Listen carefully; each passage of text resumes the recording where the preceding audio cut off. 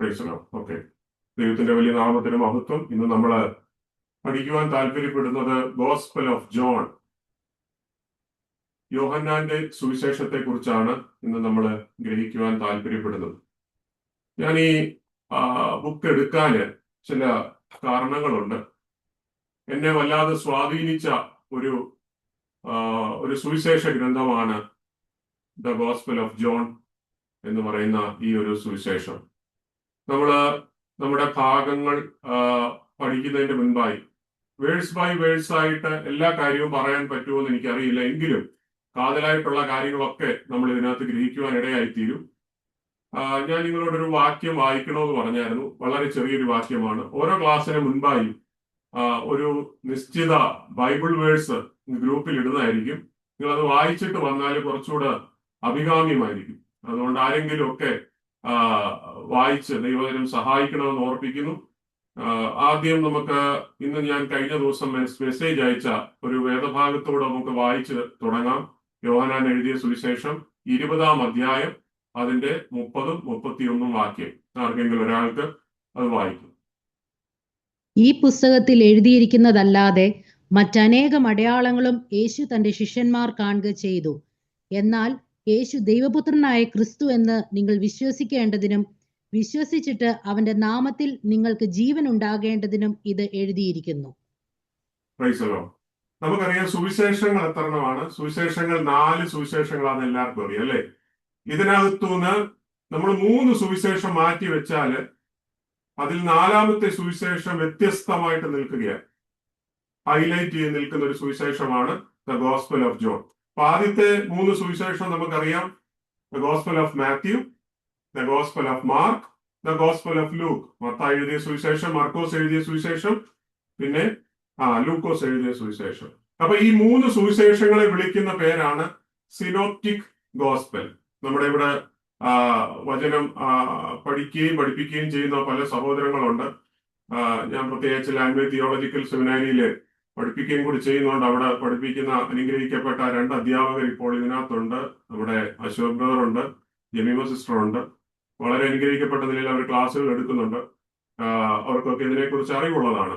ബാക്കിയുള്ള പല സഹോദരങ്ങൾക്കും ദൈവവചനത്തെ കുറിച്ചുള്ള ആഴമായ അറിവുള്ള അനേക പ്രിയപ്പെട്ടവരുണ്ട്. നമ്മുടെ വിക്ടർപാസ്റ്ററുണ്ട്, പ്രിയ ആന്റി. ഇവരൊക്കെ ദൈവവചനം പഠിച്ചവരാണ്. നല്ല ആത്മീയ പശ്ചാത്തലമുള്ള അനുഗ്രഹിക്കപ്പെട്ട ദൈവദാസന്മാർ എന്റെ മുൻപിൽ ഇരിക്കുന്ന എനിക്കറിയാം. എങ്കിലും നമ്മൾ സിസ്റ്റമാറ്റിക് ആയിട്ട് ഈ ഒരു ഓർഡറിൽ പോകുമ്പോൾ ചില കാര്യങ്ങൾ നമ്മൾ എഴുതി വെക്കുമ്പോൾ നമുക്കത് കുറച്ചുകൂടെ റീഫ്രഷ് ചെയ്യുവാൻ കർത്താവ് സഹായിക്കും. അപ്പം ആദ്യത്തെ 3 സുവിശേഷങ്ങളെ നമ്മൾ സമവീക്ഷണ സുവിശേഷങ്ങൾ അല്ലെങ്കിൽ സിനോപ്റ്റിക് ഗോസ്പൽ എന്നാണ് പറയുന്നത്. അതിൽ നിന്ന് വ്യത്യസ്തമായിട്ട് യോഹന്നാൻ എന്ന പുസ്തകം അല്ലെങ്കിൽ ഗോസ്പൽ അല്ലെങ്കിൽ സുവിശേഷം വ്യത്യസ്തമായിട്ട് നിൽക്കുന്നു. ഈ മത്തായി എഴുതിയ സുവിശേഷം പ്രധാനമായിട്ട് എഴുതിയത് യഹൂദന്മാർക്ക് വേണ്ടിയാണ്. മത്തായി യഹൂദന്മാർക്ക് വേണ്ടി എഴുതുമ്പോൾ ഈ എഴുത്തുകാരന് ഒരു ലക്ഷ്യമുണ്ട്. താൻ എഴുതുന്ന വ്യക്തിയെ കുറിച്ച് അദ്ദേഹത്തെ ഹൈലൈറ്റ് ചെയ്ത് കാണിക്കണമെന്നൊരാഗ്രഹം. അപ്പൊ മത്തായി ആ സുവിശേഷം എഴുതുമ്പോൾ യേശു കർത്താവിനെ രാജാവായിട്ട് ഹൈലൈറ്റ് ചെയ്ത് കാണിച്ചു, അല്ലെ? ഈ represent Jesus as A king. അടുത്ത ആള് മർക്കോസ് ആണ്. മർക്കോസ് ഈ സുവിശേഷം പ്രധാനമായിട്ട് ഫസ്റ്റ് ഫോക്കസ് ചെയ്യുന്നത് റോമാക്കാർക്ക് വേണ്ടിയാണ്. റോമാക്കാർക്ക് വേണ്ടി ഇദ്ദേഹം ഫോക്കസ് ചെയ്ത് എഴുതുമ്പോൾ യേശുവിനെ സഫറിംഗ് സെർവന്റ് ആയിട്ട്, ദാസനായിട്ടാണ് ചിത്രീകരിച്ചാണ് ഇദ്ദേഹം അത് എഴുതുവാനിടയായി തീർന്നത്. അതിന്റെ വാക്യങ്ങളൊക്കെ നമുക്ക് വായിക്കുമ്പോൾ അതാണ് കൂടുതൽ നമുക്ക് മനസ്സിലാകുന്നത്. It's A suffering servant. എന്നാൽ ലൂക്കോസ് തന്റെ സുവിശേഷം എഴുതുമ്പോൾ അദ്ദേഹം ഗ്രീക്കുകാർക്ക് വേണ്ടിയാണ് ഫസ്റ്റ് ഫോക്കസ് ചെയ്ത് എഴുതുന്നത്. അപ്പൊ ഇങ്ങനെ എഴുതുമ്പോൾ ഗ്രീക്കുകാരോട് മാത്രവുമല്ല, അല്ലെങ്കിൽ യഹൂദന്മാരോട് മാത്രവുമല്ല, അല്ലെങ്കിൽ റോമക്കാരോട് മാത്രവുമല്ല, ഇത് സകലവർക്കും ഉണ്ടെങ്കിലും ഇതിന്റെ ഫസ്റ്റ് റീഡർ എന്ന് പറയുന്ന അവരായിരിക്കും. അപ്പൊ ഗ്രീക്കുകാർക്ക് ഇവർ ആദ്യം ഫോക്കസ് ചെയ്ത് എഴുതിയതാണ് ലൂക്കോസ്. അപ്പൊ ലൂക്കോസ് ഗ്രീക്കുകാർക്ക് എഴുതുമ്പോൾ യേശുവിനെ മനുഷ്യനായിട്ട്, ദ സൺ ഓഫ് മാൻ, മനുഷ്യപുത്രനായിട്ടാണ് ഹൈലൈറ്റ് ചെയ്ത് പറഞ്ഞത്. സ്തോത്രം. ഇതൊക്കെ ഏവർക്കും അറിയാവുന്ന കാര്യം. എന്നാല് യോഹന്നാൻ എഴുതുമ്പോൾ യോഹന്നാന്റെ പ്രത്യേകത, യോഹന്നാൻ ജെന്റൈൽസിന് വേണ്ടി എഴുതിയ സകല മനുഷ്യർക്കും, അതിനകത്ത് റോമക്കാരെന്നില്ല, യമനക്കാരെന്നില്ല, ലോകത്തിലെ സകല മനുഷ്യരെയും ഇൻക്ലൂഡ് ചെയ്ത് എഴുതിയിരിക്കുന്ന ഒരു സുവിശേഷമാണ് യോഹന്നാന്റെ സുവിശേഷം. ഇനിയും യോഹന്നാന്റെ ലക്ഷ്യം എന്താണെന്ന് അറിയാമോ? യേശു കർത്താവിനെ ദൈവമായിട്ട് ചിത്രീകരിക്കുക എന്നുള്ളതായിരുന്നു. സ്തോത്രം. അപ്പൊ Jesus as A God, Jesus is God, ഇത് വെളിപ്പെടുത്താൻ വേണ്ടിയാണ് യോഹന്നാൻ തന്റെ ഗോസ്പൽ എഴുതുവാൻ ഇടയായി തീർന്നത്. അപ്പൊ നിങ്ങൾക്ക് ആ ഒരു പ്രാരംഭ കാര്യം മനസ്സിലായെന്ന് ഞാൻ കരുതുകയാണ്. Praise the lord. അപ്പൊ നമ്മൾ ഇന്ന് ഈ ക്ലാസ് തുടങ്ങുമ്പോൾ അതൊരു ലിറ്ററേച്ചർ ക്ലാസ് ആയിട്ട് മാത്രം കാണാതെ, ഒരു ചരിത്ര പഠനമായിട്ട് മാത്രം കാണാതെ, നമ്മളൊരു എന്താ പറയാ, ഒരു കോർട്ട് റൂമിലേക്ക്, ഒരു കോടതി മുറിയിലേക്ക് കടക്കുകയാണ്. അപ്പൊ ഇവിടെ അപ്പോസ്തലനായ യോഹന്നാന് തന്റെ എവിഡൻസിനെ നിരത്തി വെക്കുകയാണ്, തന്റെ സാക്ഷ്യത്തെ നിരത്തി വെക്കുക, ടെസ്റ്റിമണീസിനെ നിരത്തി വെക്കുകയാണ്. എന്നിട്ട് ഒറ്റ കാര്യം പ്രൂവ് ചെയ്യാനാണ്, നസറനായ യേശു ദൈവപുത്രനാണെന്ന് വെളിപ്പെടുത്താൻ വേണ്ടി. അപ്പം ഇതിനെ ആയിരിക്കും ഫോക്കസ് ചെയ്ത് തുടർന്നുള്ള ക്ലാസ്സുകൾ നമ്മൾ കൂടുതൽ മനസ്സിലാക്കും. നമ്മൾ ഇതൊരു കാഷ്വൽ ആയിട്ട് ഈ ഒരു ക്ലാസ് എടുക്കാതെ, വെറും ഒരു സ്കൂളിൽ പഠിക്കുന്ന ഒരു അക്കാഡമിക് രീതിയിൽ ഇത് എടുക്കാതെ, ഇത് എന്റെ ലൈഫിലും ഈ ഒരു ക്ലാസ്സുകൾ എന്റെ വ്യക്തിപരമായ ജീവിതത്തിൽ ഇതൊരു പേഴ്സണലി ഇതൊരു സിഗ്നിഫിക്കന്റ് ആയി മാറേണ്ടതിന്, എന്നോട് വ്യക്തമായി ദൈവവചനം സംസാരിക്കേണ്ടതിന് വളരെ പ്രാർത്ഥനയോടെ നമുക്ക് ഇതിലേക്ക് കടക്കുവാൻ ദൈവം സഹായിക്കും. നമ്മൾ ഈ ഗോസ്പൽ ഓഫ് ജോൺ പഠിക്കുമ്പോൾ ഇതിനകത്ത് ചില ക്യാരക്ടറിസ്റ്റിക്സ് ഉണ്ട്, ഇതിന്റെ ചില ഗുണങ്ങൾ, അല്ലെ, ചില വ്യത്യസ്തതകൾ. അതിന്റെ ഒന്നാമത്തെ ഒരു പ്രത്യേക ക്യാരക്ടറിസ്റ്റിക്സ് എന്ന് പറഞ്ഞാല്, ഈ 3 സുവിശേഷങ്ങളിൽ പറഞ്ഞിരിക്കുന്ന കാര്യങ്ങൾ യോഹന്നാന്റെ സുവിശേഷത്തിൽ പറഞ്ഞിട്ടില്ല. പറഞ്ഞാൽ മനസ്സിലായോ? ഈ 3 സുവിശേഷങ്ങളിൽ പറഞ്ഞിരിക്കുന്ന ചില കാര്യങ്ങൾ യോഹന്നാന്റെ സുവിശേഷത്തിൽ പറഞ്ഞിട്ടില്ല. അതൊന്ന്, എല്ലാം പറയാൻ പറ്റുന്നില്ല എങ്കിലും യേശു കർത്താവിന്റെ ജനനം യോഹന്നാന്റെ സുവിശേഷത്തിനകത്തില്ല, അല്ലെ? വചനം ജഡമായി തീർന്നു. യേശു കർത്താവിന്റെ ബാല്യകാലം ഇതിനകത്ത് പറഞ്ഞിട്ടുണ്ടോ? ഒന്നും പറഞ്ഞിട്ടില്ല. പിന്നെന്താ? യേശു കർത്താവിന്റെ ടീനേജ് കാലം യോഹന്നാന്റെ സുവിശേഷത്തിനകത്ത് പറഞ്ഞിട്ടില്ല. ഇനി മറ്റ് മത്തായി, മർക്കോസ്, ലൂക്കോസിനകത്ത് പ്രധാനപ്പെട്ട പറഞ്ഞേക്കുന്ന കാര്യങ്ങളാണ് ഈ പാരബിൾസ്, ഉപമകൾ. ഇതും എവിടെ പറഞ്ഞിട്ടില്ല? യോഹന്നാൻ എടുത്ത് പറഞ്ഞിട്ടില്ല. പിന്നെ അത്ഭുതങ്ങൾ എന്ന വാക്കുകളൊന്നും എവിടെ പറഞ്ഞിട്ടില്ല? യോഹന്നാന്റെ സുവിശേഷത്തിനകത്ത് പറഞ്ഞിട്ടില്ല. ഈ കാര്യങ്ങളൊക്കെ ഈ സിനോപ്റ്റിക് ഗോസ്പലിനകത്താണ് പറഞ്ഞേക്കുന്നത്. യോഹന്നാന്റെ സുവിശേഷത്തിനകത്ത് അത്ഭുതങ്ങൾക്ക് പകരം സയൻസ് ആണ് പറഞ്ഞിരിക്കുന്നത്, അടയാളങ്ങൾ എന്ന പേരിട്ടേക്കുന്നത്. സയൻസ്, മിറക്കിൾസ് എന്നല്ല പറഞ്ഞിരിക്കുന്നത്, സയൻസ്, പ്രവൃത്തികൾ അല്ലെ അടയാളങ്ങൾ. ഈ രീതിയിലാണ് യോഹന്നാന് ഇതിൽ നിന്ന് വ്യത്യസ്തമായി നിൽക്കുന്നത്. അപ്പൊ ഞാനിപ്പോ ഇത്രയും കാര്യങ്ങൾ പറഞ്ഞിരിക്കുന്നത് മത്തായിക്കകത്തുണ്ട്, മർക്കോസിനകത്തുണ്ട്, ലൂക്കോസിനകത്തുണ്ട്. ഏതൊക്കെയാ? യേശുവിന്റെ ജനനം, യേശുവിന്റെ ചൈൽഡ്ഹുഡ്, യേശുവിന്റെ ആ ഒരു ടീനേജ് തുടങ്ങുന്ന പ്രായം, പാരബിൾസ്, ഉപമകൾ, പിന്നെ അത്ഭുതങ്ങൾ. ഇതെല്ലാം ഈ 3-നകത്തും ഉണ്ട്. എന്നാല് ഇനി വ്യത്യസ്തമായിട്ട് മനസ്സിലാക്കേണ്ട രണ്ടാമത്തെ കാര്യം, ഈ മത്തായി, മർക്കോസ്, ലൂക്കോസ് എന്നതിനകത്ത് പറയാത്ത ചില കാര്യങ്ങൾ യോഹന്നാൻ പറഞ്ഞിട്ടുണ്ട്. ഇത്രയും നേരം നമ്മൾ പറഞ്ഞു എന്തായിരുന്നു? മത്തായി, മർക്കോസ്, ലൂക്കോസിനകത്ത് പറഞ്ഞിരിക്കുന്ന കാര്യങ്ങൾ യോഹന്നാനകത്ത് പറഞ്ഞിട്ടില്ല. ഇനിയിപ്പോ നമ്മൾ പറയാൻ പോകുന്നത് മത്തായി, മർക്കോസ്, ലൂക്കോസിനകത്ത് പറയാത്ത കാര്യങ്ങൾ ആര് പറഞ്ഞു? യോഹന്നാൻ പറഞ്ഞു. അതെന്തായിരിക്കും? കാനാവിലെ കല്യാണം എല്ലാവർക്കും അറിയാവുന്ന സംഭവം അല്ലേ? ഇത് മറ്റു 3 പേരും പറഞ്ഞിട്ടില്ല. ഇതാരാ പറഞ്ഞേ? ഇത് യോഹന്നാനാ പറഞ്ഞു. യേശുവും നിക്കോദിമോസുമായിട്ടുള്ള സംഭാഷണം യോഹന്നാനാണ് എടുത്തു പറഞ്ഞിരിക്കുന്നത്. യേശുവും ശമരിയക്കാരത്തിയുമായിട്ടുള്ള സംഭാഷണം യോഹന്നാനാണ് എടുത്തു പറഞ്ഞിരിക്കുന്നത്. ഇനി 5 അപ്പവും 2 മീനെ കുറിച്ചുള്ള സംഭവം യോഹന്നാനാണ് അത് എലാബറേറ്റ് ചെയ്ത് പറഞ്ഞിരിക്കുന്നത്. മത്തായിയുടെ സുവിശേഷത്തിനകത്ത് ചെറിയൊരു പോർഷൻ മാത്രമേ ഉള്ളൂ. എന്നാൽ യോഹന്നാനകത്ത് അത് എലാബറേറ്റ് ചെയ്ത് പറഞ്ഞിട്ടുണ്ട്. ഇനി ലാസറിനെ മരിച്ചവരിൽ നിന്ന് ഉയർപ്പിച്ചത് എവിടെ പറഞ്ഞിട്ടുണ്ട്? യോഹന്നാനകത്താണ് അത് പറഞ്ഞിരിക്കുന്നത്.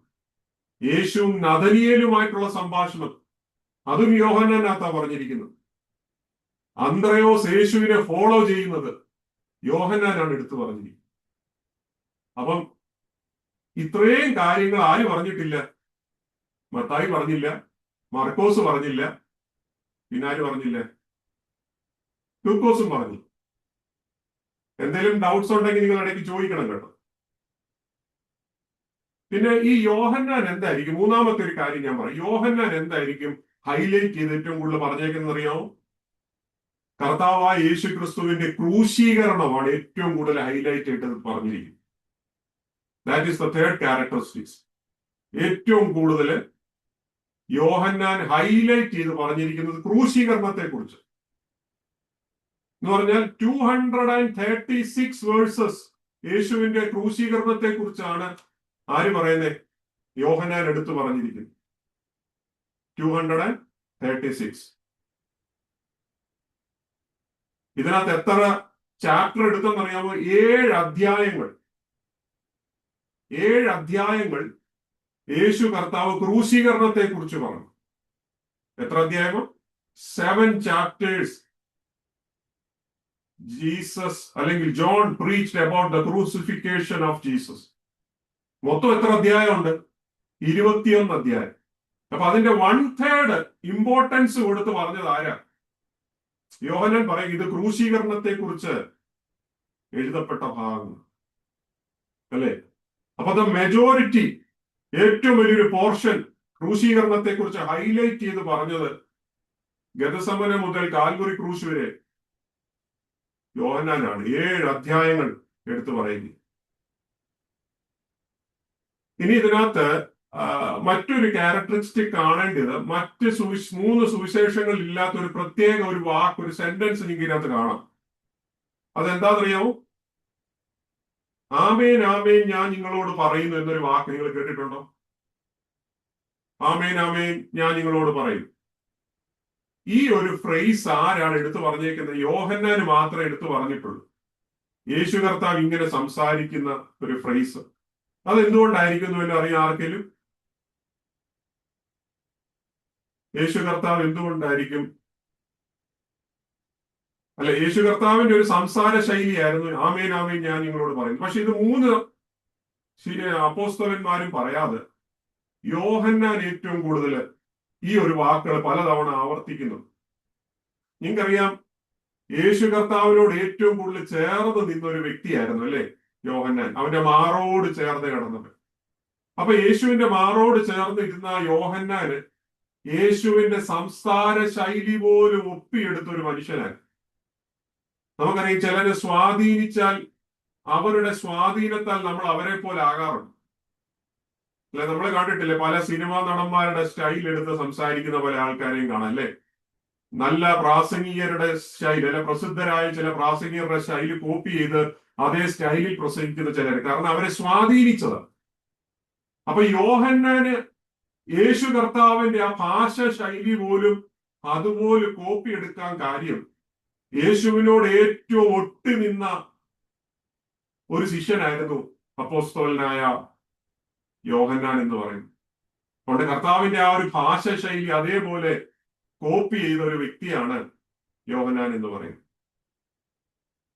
ഇനി ഒരു കാര്യം കൂടെ, 5-ാമത്തെ ഒരു കാര്യം കൂടെ ഞാൻ നിങ്ങളോട് പറയാം. യേശു കർത്താവ് എത്ര ദിവസം ഈ ഭൂമിയിൽ ജീവിച്ചെന്നറിയാമോ? 33.5 വർഷം അല്ലെ.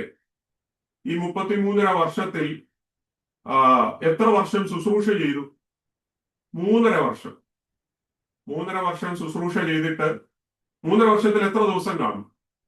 ഒരു വർഷത്തിൽ 365.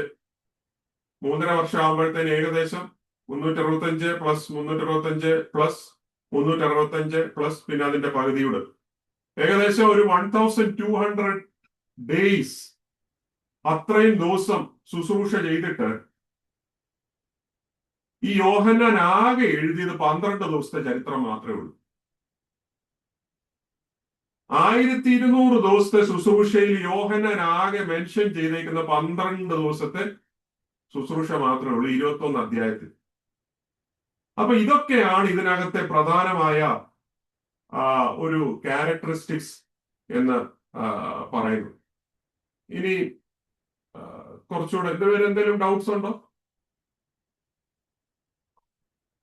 ഇനി മുമ്പോട്ട് പോകുമ്പം യോഹന്നാനെ കുറിച്ച് ചില കാര്യങ്ങൾ നമുക്ക് മനസ്സിലാക്കേണ്ടതുണ്ട്.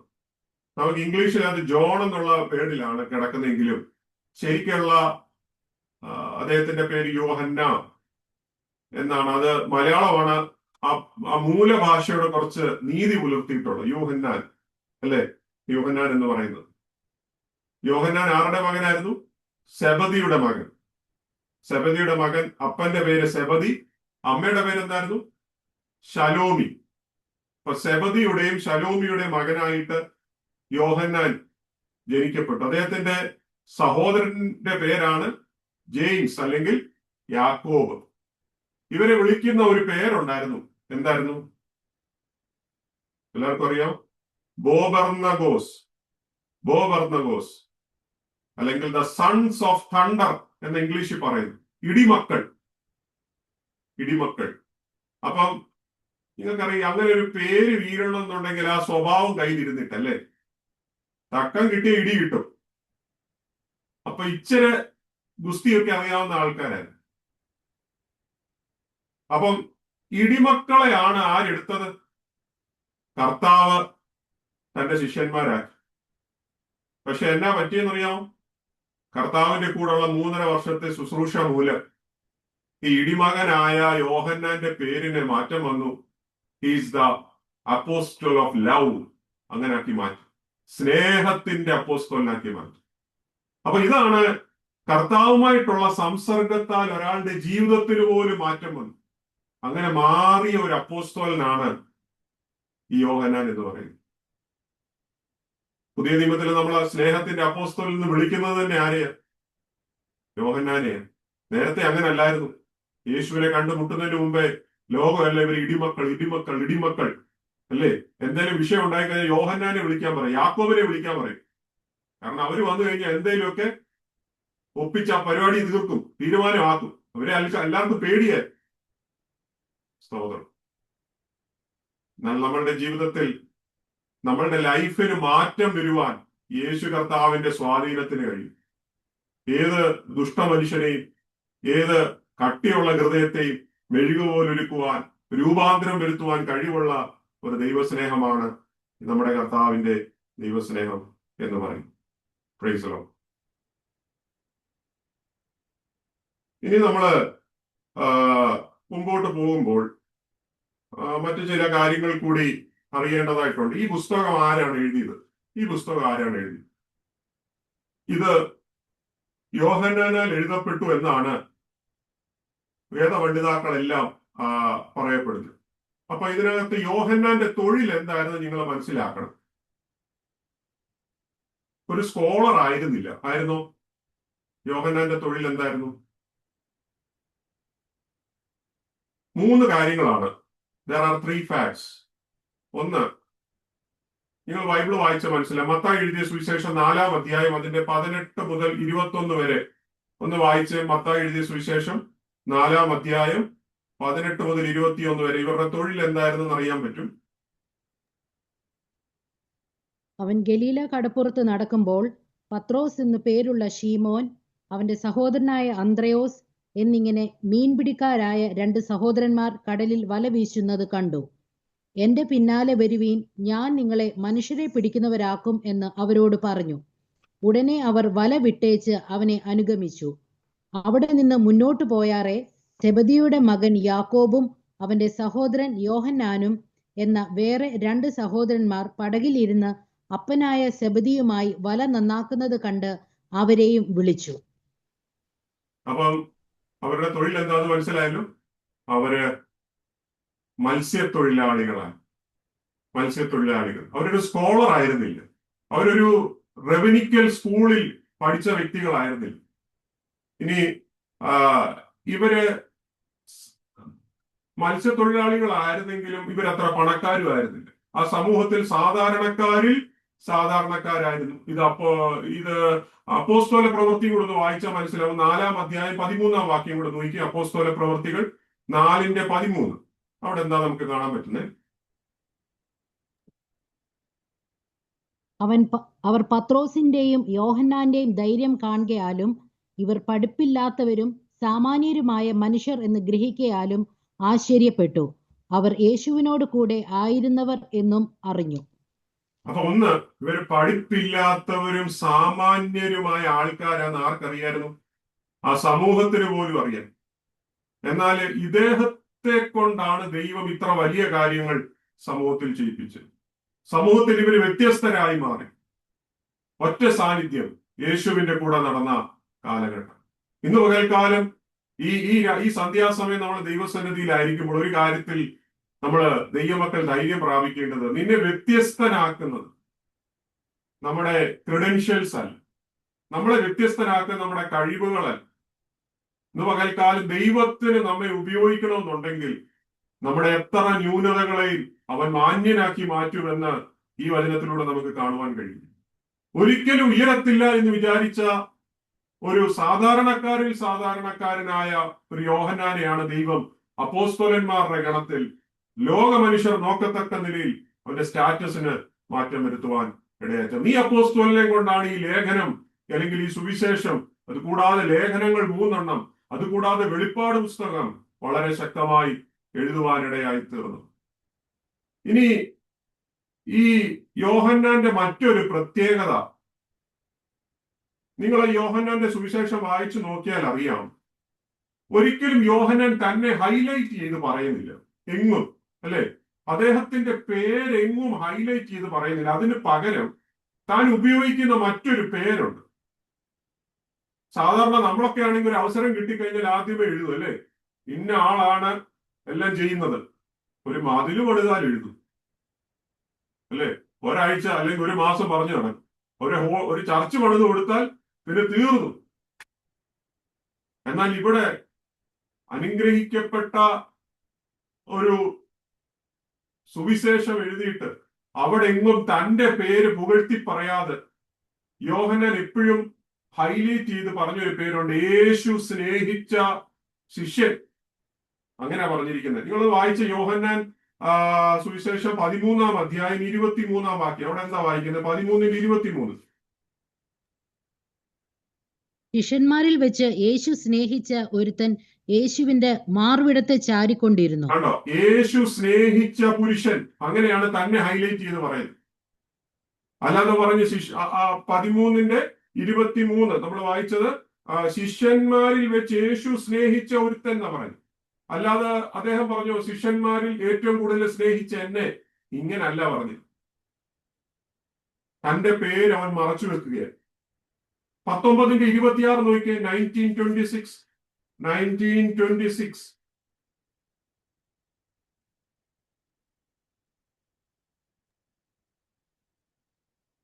യേശു തന്റെ അമ്മയും താൻ സ്നേഹിച്ച ശിഷ്യനും നിൽക്കുന്നത് കണ്ടിട്ട്, യേശു തന്റെ അമ്മയും താൻ സ്നേഹിച്ച ശിഷ്യനും, അവിടെയും തന്റെ പേര് ഹൈലൈറ്റ് ചെയ്ത് പറയുന്നില്ല. 20:2 നോക്കി. 20:2. അവൾ ഓടി ശീമോൻ പത്രോസിന്റെയും യേശുവിന് പ്രിയനായ മറ്റേ ശിഷ്യന്റെയും അടുക്കൽ ചെന്നു. അവിടെ പറഞ്ഞിരിക്കുന്ന വാക്ക് എന്തുവാ?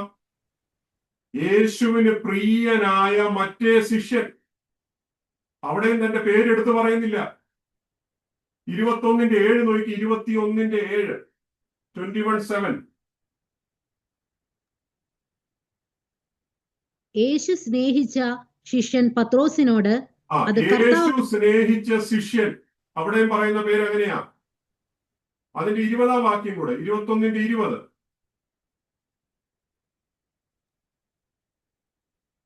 പത്രോസ് തിരിഞ്ഞ് യേശു സ്നേഹിച്ച ശിഷ്യൻ പിൻചെല്ലുന്നത് കണ്ടു. കണ്ടോ? പത്രോസ് തിരിഞ്ഞിട്ട് യേശു സ്നേഹിച്ച ശിഷ്യൻ പിൻചെല്ലുന്നത് കണ്ടു. അപ്പം ഈ വാക്യങ്ങളൊക്കെ നമ്മൾ വായിക്കുമ്പോൾ എന്താ മനസ്സിലാക്കുന്നത്? അവൻ തന്റെ പേര് ഹൈലൈറ്റ് ചെയ്യാതെ തന്റെ ഉള്ളിൽ ഒരൊറ്റ ചിന്തയുള്ളായിരുന്നു, വല്ല വിധേനയും യേശുവിനെ ഹൈലൈറ്റ് ചെയ്യണം. യേശു സ്നേഹിച്ച ശിഷ്യൻ. യേശു, യേശു, യേശു. ഇതായിരിക്കണം പ്രിയപ്പെട്ടത് നമ്മളുടെ ജീവിതത്തിൽ. നമ്മളുടെ ലൈഫിൽ ദൈവം നമുക്ക് തരുന്ന ഏതൊരു അവസ്ഥയിലും എന്നിലൂടെ എന്റെ കർത്താവിന്റെ നാമം മഹത്വപ്പെടുന്നുണ്ടോ എന്നറിയണം. Praise the lord. മൂന്നാമത്തെ ഒരു പ്രധാനപ്പെട്ട ഒരു കാര്യം, ഈ മത്തായി, മർക്കോസ്, ലൂക്കോസ് സുവിശേഷങ്ങളൊക്കെ എഴുതപ്പെട്ടത് AD 50 മുതൽ 80 വരെയുള്ള കാലഘട്ടങ്ങളുടെ ഇടയ്ക്ക്, between the period of 50 and 80.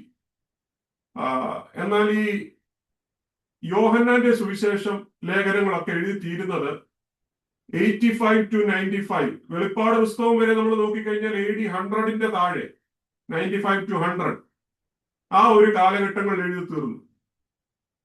അപ്പൊ അതുകൊണ്ട് ഈ യോഹന്നാനെ സംബന്ധിച്ചിടത്തോളം അദ്ദേഹത്തിന് ഈ മത്തായിയുടെ സുവിശേഷമോ മർക്കോസിന്റെ സുവിശേഷവും ലൂക്കോസിന്റെ സുവിശേഷത്തെ കുറിച്ച് ഒരു ഐഡിയ കാണും, അല്ലെങ്കിൽ വായിച്ചിട്ടുണ്ടാവും. അപ്പൊ ഈ 3 സുവിശേഷങ്ങളും വായിച്ചപ്പോൾ യോഹന്നാൻ ഒരു കാര്യം മനസ്സിലായി, ഇതൊരു സിനോപ്റ്റിക് ഗോസ്പലാണ്, സമവീക്ഷണ സുവിശേഷമാണ്. അപ്പൊ ഇതിൽ നിന്ന് വ്യത്യസ്തമായിട്ട് എനിക്കൊന്ന് പ്രസന്റ് ചെയ്യണം സഭയുടെ മുൻപിൽ. അപ്പൊ ഇത് മനസ്സിൽ വെച്ചുകൊണ്ട് യോഹന്നാൻ ചെയ്യുന്ന ഒരു കാര്യം, ഒരു കർട്ടനെ തുറന്നു കാണിക്കുക, ഒരു കർട്ടൻ ഓപ്പൺ ആക്കി കൊടുക്കുക.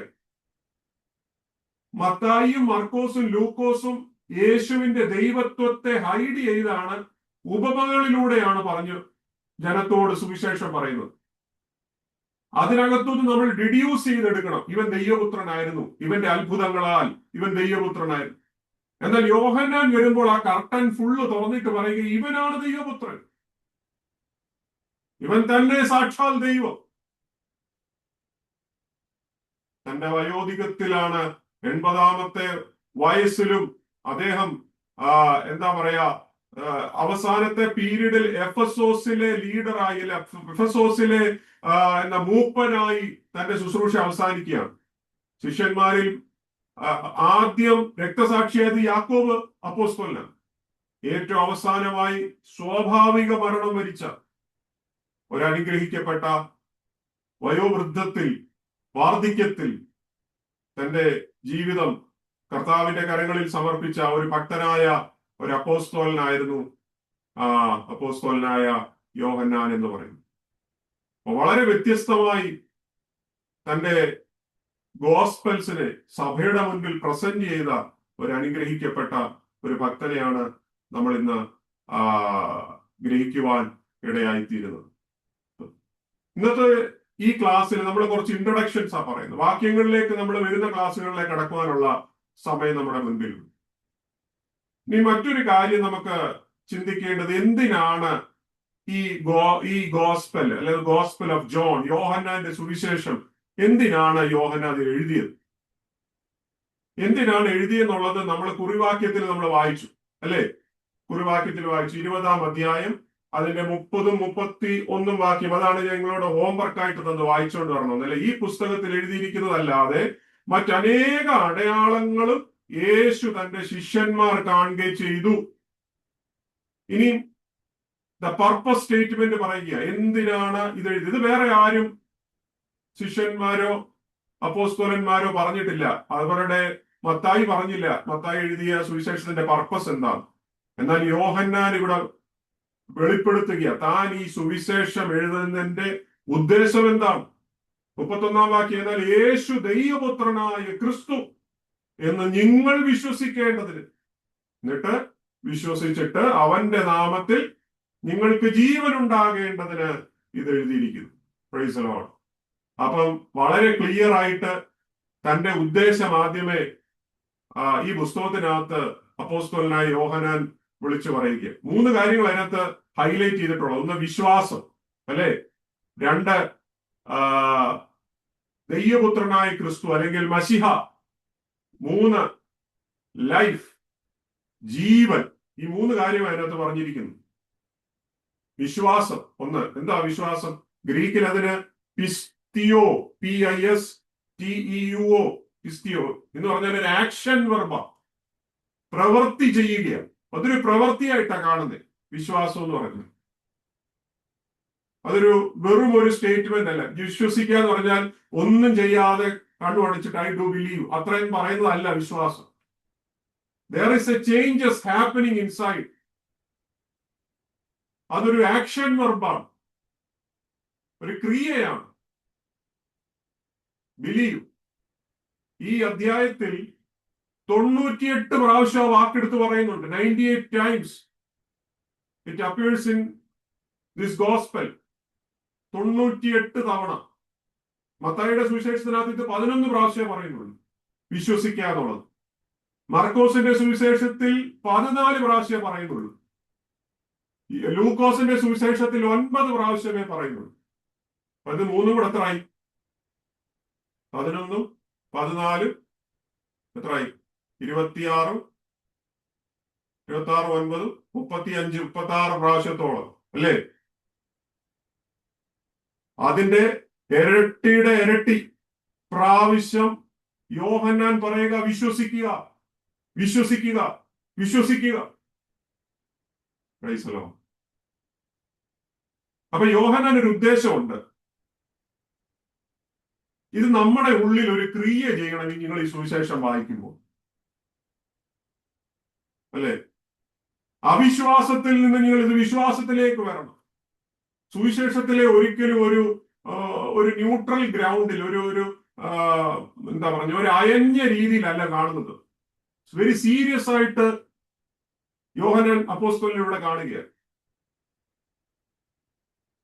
വിശ്വസിക്കുക. അപ്പൊ 98 പ്രാവശ്യത്തോളം ഇത് പറയുമ്പോൾ ഇതിന്റെ ഇമ്പോർട്ടൻസ് എത്ര, പ്രാധാന്യം എത്ര നിങ്ങൾ മനസ്സിലാക്കും. രണ്ടാമത്തെ ഒരു പ്രധാനപ്പെട്ട വാക്കിനകത്ത് കാണുന്നത് മിശിഹായെ കുറിച്ച്. മിശിഹ, the son of god. 2 title, ഇത് രണ്ടും ഒരാളാണ്. മിശിഹ എന്ന് ഹെബ്രായ ഭാഷയിലാണ് മിശിഹ എന്ന് പറയുന്നത്. അത് ഗ്രീക്കിലേക്ക് വരുമ്പോൾ ക്രിസ്തോസ് എന്ന് വരും. എന്ന് പറഞ്ഞാൽ ദ അനോയിന്റഡ് വൺ, അഭിഷിക്തൻ എന്നാണ് അർത്ഥം. രണ്ടും ഒരേ മീനിങ് ആണ്. മിശിഹ ഈക്വൽസ് ടു ക്രിസ്തോസ്. ഇംഗ്ലീഷിൽ അത് ക്രൈസ്റ്റ് എന്ന് വരും അല്ലെ. ഇസ്രായേലിന് വാഗ്ദത്തം ചെയ്ത മശിഹ, വാഗ്ദത്തം ചെയ്ത മശിഹ, അല്ലെങ്കിൽ സൺ ഓഫ് ഗോഡ്, ദൈവപുത്രൻ, ദൈവത്തിന്റെ നേച്ചറുള്ള അല്ലെങ്കിൽ പിതാവിന്റെ അതേ ഗുണമുള്ള. അതുകൊണ്ട് എബ്രായ ഭാഷയിൽ പറയുന്നത് പിതാവിന്റെ അല്ലെങ്കിൽ ദൈവത്തിന്റെ എന്താ പറയാ തത്വത്തിന്റെ മുദ്രയും പിന്നെന്താ പറയുന്നത് അവന്റെ തേജസ്സിന്റെ പ്രഭ, ഡിവൈൻ നേച്ചർ. അപ്പം ഫുള്ളി ഹ്യൂമനുമാണ്, ഫുള്ളി ഗോഡുമാണ്. ഈ 2 നേച്ചറും ഉൾക്കൊള്ളിച്ചിരിക്കുന്ന ഒരു വ്യക്തിയാണ് യേശുക്രിസ്തു. നസറനായ യേശുക്രിസ്തു ഒരു മനുഷ്യനായിരിക്കുമ്പോൾ തന്നെ അവൻ ജീവനുള്ള ദൈവപുത്രനും കൂടെയാണ്. അതാണ് ആ വാക്കിന്റെ പ്രത്യേകത. മൂന്നാമത്തെ വാക്ക് അതിനകത്ത് കാണുന്നത് ജീവന്. ജീവന് ഗ്രീക്കില് സോയി എന്നാ പറയുന്നത്. സോയി, ZOE, സോയി എന്ന് പറഞ്ഞാൽ ഈ ലോകത്തിൽ 70, 80, 100 വയസ്സ് വരെയുള്ള കാലഘട്ടത്തെ കുറിച്ചല്ല. ഇതൊരു എറ്റേണൽ ലൈഫിനെ കുറിച്ചാണ് അത് ഫോക്കസ് ചെയ്യുന്നത്. അവന്റെ നാമത്തിൽ നിങ്ങൾക്ക് ജീവൻ ഉണ്ടാകേണ്ടതിന് 36 പ്രാവശ്യം ഈ യോഹന്നാന്റെ സുവിശേഷത്തിൽ പറഞ്ഞിരിക്കുകയാണ്. മരണശേഷം സ്വർഗത്തിൽ എത്തുന്ന കാര്യത്തെക്കുറിച്ച് മാത്രമല്ല, പ്രത്യുത ജീവൻ ശരിക്കും ആരംഭിക്കുന്നത് അവിടെ നിന്ന്. അവിടെ വെച്ച് starting begins the life that begins from there. അവിടെ തുടക്കം. അതുകൊണ്ടാണ് കർത്താവ് നമ്മളോട് പറഞ്ഞ് നിങ്ങളുടെ ദൃഷ്ടി ഈ ലോകത്തിലേക്ക് ആക്കരുത്, നിങ്ങളുടെ നിക്ഷേപങ്ങളെ സ്വർഗത്തിൽ സ്വരൂപിക്കണം എന്ന് പറഞ്ഞതിന്റെ കാര്യം അതാ. ശരിക്കും നിങ്ങൾ ജീവിക്കാൻ പോകുന്നത് ഇനി അവിടെയാണ്. ഈ ലൈഫ് നമ്മളിൽ ഉണ്ടാകണം. യോഹന്നാൻ 10:10 എന്താ വായിക്കുന്നത്? യോഹന്നാൻ 10:10, യോഹന്നാൻ സുവിശേഷം 10-ാം അധ്യായം അതിന്റെ 10-ാം വാക്യം. മോഷ്ടിപ്പാനും അർപ്പാനും മുടിക്കുവാനും അല്ലാതെ കള്ളൻ വരുന്നില്ല, അവർക്ക് ജീവൻ ഉണ്ടാകുവാനും സമൃദ്ധിയായിട്ടുണ്ടാകുവാനും അത്രേ ഞാൻ വന്നിരിക്കുന്നത്. സമൃദ്ധിയായിട്ട് ജീവൻ ഉണ്ടാകാൻ. അപ്പം യോഹന്നാന് ഒരു ലക്ഷ്യമേ ഉള്ളായിരുന്നു, യേശു കർത്താവിനെ അവന്റെ പൂർണ്ണതയിൽ ലോകത്തെ വെളിപ്പെടുത്തി കൊടുക്കുക എന്നുള്ളത്. അതിനുവേണ്ടിയാണ് ഈ സുവിശേഷം താൻ എഴുതിയത്, അല്ലേ? അതുകൊണ്ട് ഏത് സമയത്തും കർത്താവിന്റെ അടുക്കൽ വരുന്നവർക്ക് അവന്റെ കൃപയെ ധാരാളം പകരുന്ന എന്തിനാ? ഈ കർത്താവിനെ കൂടുതൽ മനസ്സിലാക്കുവാൻ, അവനെ കൂടുതൽ അടുത്തറിയുവാൻ ദൈവം നമ്മളെ. അതുകൊണ്ടാണ് എബ്രായ ലേഖനത്തിൽ 4-ാം അധ്യായം അതിന്റെ 16-ാം വാക്യം എന്താ വായിക്കുക? 4:16 അതുകൊണ്ട് കരുണ ലഭിപ്പാനും തക്ക സമയത്തിന് സഹായത്തിനുള്ള കൃപ പ്രാപിപ്പാനുമായി നാം ധൈര്യത്തോടെ കൃപാസനത്തിന്റെ അടുത്തെത്തുക. Praise the lord. ഈ ജീവൻ പ്രാപിക്കാൻ വേണ്ടി, ഈ എറ്റേണൽ ആയിട്ടുള്ള ലൈഫ് നമുക്ക് ലഭിക്കാൻ വേണ്ടി കൃപാസനത്തോളം അടുത്തു വരുവാനാണ് ദൈവം നമ്മളോട് ആഗ്രഹിക്കുന്നത്. അപ്പൊ ഈ ഒരു കാഴ്ചപ്പാട് നമ്മളിൽ ഉണ്ടാകണം. അപ്പൊ ആ പർപ്പസിന് വേണ്ടിയാണ് യോഹന്നാന് തന്റെ സുവിശേഷം എഴുതുവാൻ ഇടയായി തീർന്നത്. Price the Lord. ഇനി ചില കാര്യങ്ങൾ കൂടി മനസ്സിലാക്കാനുള്ളത്, ഈ യോഹന്നാന് എഴുതിയ സുവിശേഷവും മറ്റു 3 സുവിശേഷങ്ങളും തമ്മിലുള്ള വ്യത്യാസം എന്തെന്ന് അറിയണമെന്നുണ്ടെങ്കിൽ, ഇതിന്റെ മത്തായി, മർക്കോസ്, ലൂക്കോസിന്റെ പ്രധാനപ്പെട്ട ഫോക്കസ് യേശു എന്ത് ചെയ്തു എന്നുള്ളതിനാണ്. What Jesus did. അതായിരുന്നു ഈ 3 അപ്പോസ്തലന്മാരും ഫോക്കസ് ചെയ്തതെങ്കിൽ, യോഹന്നാന്റെ ഫോക്കസ് ഹൂ ജീസസ് ഈസ് എന്നായിരുന്നു. ആരാണ് യേശു എന്ന് വെളിപ്പെടുത്താൻ വേണ്ടിയായിരുന്നു യോഹന്നാന്റെ ഉദ്ദേശം. ഈ അത്ഭുതങ്ങൾ ഞാൻ പറഞ്ഞു കൂടുതലും റെക്കോർഡ് ചെയ്തിരിക്കുന്നത് 3 സുവിശേഷങ്ങളിലാണ്, സിനോപ്റ്റിക് ഗോസ്പൽസിനകത്ത്. എന്നാൽ യോഹന്നാന്റെ സുവിശേഷത്തിനകത്ത് 7 അത്ഭുതങ്ങൾ മാത്രമേ റെക്കോർഡ് ചെയ്തിട്ടുള്ളൂ. ഇനി ഉപമകൾ നോക്കിക്കഴിഞ്ഞാൽ 3 സുവിശേഷങ്ങൾ, സിനോപ്റ്റിക് ഗോസ്പൽസിനകത്ത് മാത്രമേ ഈ ഉപമകളുള്ളൂ, പാരബിൾസ് ഉള്ളൂ. യോഹന്നാന്റെ സുവിശേഷത്തിനകത്ത് ഒരു പാരബിൾസും ഇല്ല, ഒറ്റ പാരബിൾസ് പോലും പറഞ്ഞിട്ടില്ല, ഉപമകളൊന്നും പറഞ്ഞിട്ടില്ല, അല്ലേ? ഇനി ഈ സിനോപ്റ്റിക് ഗോസ്പലിനകത്തായിരുന്നു ഹിസ്റ്ററി നറേറ്റീവ്സ് ഒക്കെ ഉള്ളത്. ചരിത്രപരമായ കാര്യങ്ങളൊക്കെ സിനോപ്റ്റിക് ഗോസ്പൽസിനകത്തായിരുന്നു, 3 സുവിശേഷങ്ങളിലാണ്. എന്നാൽ യോഹന്നാൻ അതിന്റെ ദൈവശാസ്ത്രപരമായ കാര്യങ്ങളാണ് പറഞ്ഞത്, തിയോളജിക്കൽ റിഫ്ലക്ഷൻസ്. യോഹന്നാൻ ദൈവശാസ്ത്രപരമായ, ദൈവത്തെ ഹൈലൈറ്റ് ചെയ്ത് പറയുന്ന പല കാര്യങ്ങൾക്കാണ് ഫോക്കസ് ചെയ്തത്. ഇനി ഈ 3 സുവിശേഷങ്ങളിനകത്ത്, സിനോപ്റ്റിക് ഗോസ്പലിനകത്ത് എല്ലാം കാണാൻ പറ്റുന്ന കർത്താവിന്റെ തിരുവത്താഴത്തെ കുറിച്ചൊക്കെ ഹൈലൈറ്റ് ചെയ്ത് പറയുന്നുണ്ട്. എന്നാൽ യോഹന്നാൻ തിരുവത്താഴത്തെ കുറിച്ച് കുറച്ചേ പറയുന്നുള്ളൂ. എന്നാൽ അതിനകത്ത് അഡീഷണൽ പറയുന്ന ഒരു കാര്യം, കാല് കഴുകുന്ന കാര്യം കൂടെ പറയുന്നുണ്ട്. അത് മറ്റവർ ആ 3 പേരും മറച്ചു വെക്കുക. അപ്പം ഈ വ്യത്യാസങ്ങളൊക്കെ നമുക്ക് ഇതിനകത്തുനിന്ന് മനസ്സിലാക്കുവാൻ കഴിയുന്നു. ഇനി നമ്മൾ ഈ ഇതിനകത്ത് വായിക്കുന്ന ഈ വ്യത്യസ്തത നമ്മൾ പഠിക്കുമ്പോഴേ ഒരു വിഷയം നമ്മൾ മനസ്സിലാക്കേണ്ടത്, ഞാൻ പറഞ്ഞത് യോഹന്നാനകത്ത് പാരബിൾസ് ഒന്നും ഈ പറയുന്നില്ലെന്നുള്ളത്, അല്ലേ? മത്തായിയുടെ സുവിശേഷത്തിനകത്ത്, അതായത് ഉദാഹരണത്തിന് പറഞ്ഞാൽ മുടിയനായ പുത്രനെ കുറിച്ച് പറയുന്നുണ്ട്, വിത്ത് വിതയ്ക്കുന്നതിനെ കുറിച്ച് പറയുന്നുണ്ട്, 10 കന്യകമാരെ കുറിച്ച് പറയുന്നുണ്ട്. മർക്കോസിന്റെ സുവിശേഷത്തിനകത്തും എന്താ പറഞ്ഞ പാറപ്പുറത്തുള്ള വിത്ത്, നല്ല മണ്ണിൽ വീണ വിത്ത്, ഇങ്ങനെയുള്ള കാര്യങ്ങളൊക്കെ അവിടെയും പറയുന്നു. ലൂക്കോസിന്റെ സുവിശേഷത്തിനകത്ത് നല്ല ശമരിയക്കാരനെ കുറിച്ചൊക്കെ പറയുന്നു. ഇതൊക്കെ പാരബിൾസ് അതിനകത്ത് പറയുമ്പോൾ യോഹന്നാൻ ഇതൊന്നും ഹൈലൈറ്റ് ചെയ്ത് പറയുന്നില്ല. പ്രത്യേക യോഹന്നാൻ ഹൈലൈറ്റ് ചെയ്യുന്നത് വലിയ സംഭാഷണങ്ങളാണ്, വലിയ സംഭാഷണങ്ങൾ. നിക്കോദിമോസുമായിട്ടുള്ള സംഭാഷണം പ്രധാനമായിട്ട് ഹൈലൈറ്റ് ചെയ്യുന്നത്, ഞാൻ ജീവന്റെ അപ്പമാകുന്നു, ഞാൻ ജീവന്റെ എന്താ പറയുക, ഞാൻ വെളിച്ചമാകുന്നു, ഞാൻ പുനരുദ്ധാനമാകുന്നു, ഇങ്ങനെയുള്ള കാര്യങ്ങളെയൊക്കെ ഹൈലൈറ്റ് ചെയ്ത് പറയുന്നു. മത്തായിയുടെ സുവിശേഷത്തിനകത്ത് യേശുവിന്റെ ജീനിയോളജിയെ പരാമർശിച്ച് പറയുന്നുണ്ട്. ദാവീദിന്റെ 2000 വർഷത്തെ ജീനിയോളജി, അല്ലെ? അബ്രഹാമിൽ നിന്ന് തുടങ്ങി ദാവീദിൽ നിന്ന് കടന്നു വന്ന് ഇങ്ങനെ വന്ന് യേശുവിൽ വന്ന് നിൽക്കുന്ന ഒരു ജീനിയോളജി പറയുന്നു. മർക്കോസിന്റെ സുവിശേഷമാണെങ്കിൽ മർക്കോസ് പറയുന്നത്, അതിന്റെ ഫസ്റ്റ് വേഴ്സ് എടുക്കുമ്പോൾ നമുക്ക് എന്താ വായിക്കാൻ പറ്റുന്നത്? മർക്കോസ് 1-ാം അധ്യായത്തിനകത്ത് ദൈവപുത്രനായ യേശു ക്രിസ്തുവിന്റെ സുവിശേഷത്തിന്റെ ആരംഭം എന്ന് പറഞ്ഞാൽ തുടങ്ങുന്നത്. എന്നിട്ട് അവിടെ ഹൈലൈറ്റ് ചെയ്യുന്നത് സ്നാപക യോഹന്നാനിൽ നിന്ന് മർക്കോസ് തുടങ്ങുകയും, എന്നാൽ ലൂക്കോസ് ആണെങ്കിൽ ആദാമിൽ നിന്ന് അതിന്റെ ചരിത്രം പറയുക. അപ്പൊ ഇവര് മൂന്ന് പേരും ഈ ഭൂമിയിലുള്ളത് മുതലാണ് തുടങ്ങുന്നതെങ്കിൽ യോഹന്നാൻ സ്റ്റാർട്ട് ചെയ്യുന്നത് എറ്റേണിറ്റിയിൽ നിന്നാണ്. ആദിയിൽ വചനം ഉണ്ടായിരുന്നു എന്ന് പറഞ്ഞ സ്റ്റാർട്ട് ചെയ്യുന്നത്, അല്ലെ? എറ്റേണിറ്റി, സകലത്തിനു മുൻപ്, എല്ലാറ്റിനും മുകളിൽ, ലോകമുണ്ടാകുന്നതിന് മുൻപേ ദൈവമായിരുന്ന ഒരു നിത്യതയിൽ നിന്നാണ് യോഹന്നാന്റെ സുവിശേഷത്തിന്റെ തുടക്കം എന്ന് പറഞ്ഞു. ഇനി ഇതിനകത്തുള്ള 7 അടയാളങ്ങൾ ഞാൻ പറഞ്ഞതിനകത്ത് യോഹന്നാൻ അത്ഭുതങ്ങളല്ല ഇമ്പോർട്ടൻസ് കൊടുത്തേക്കുന്നത്, സയൻസ് ആണ്. ഈ സയൻസ് യോഹന്നാന് പറയുമ്പോൾ ചില ഉദ്ദേശങ്ങളുണ്ട്.